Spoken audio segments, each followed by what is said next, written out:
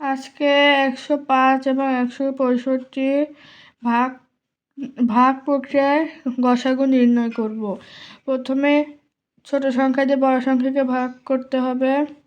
105 একের মধ্যে মানে 165 মধ্যে একবার যায় তাহলে 105, তাহলে এই যে 60 হয়।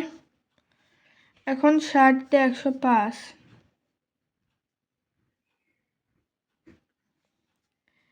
60 দিয়ে একবার যায়,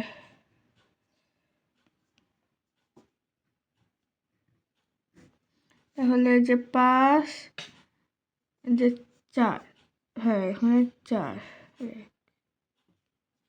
5-এর 5,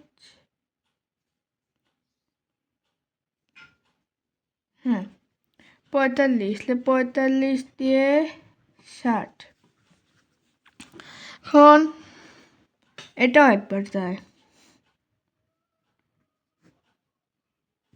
এখন এখানে 5 আছে, তাহলে 5, 4-কে 5, 1, 15, 15 দিয়ে 45, এখন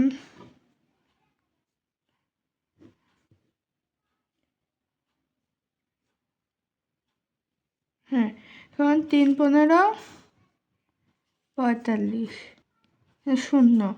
এই যেটা এখানে যেটা অবশিষ্ট থাকবে সেটাই হলো নির্ণয় গসাগু। এই যে তো নির্ণয়ে গসাগু 15।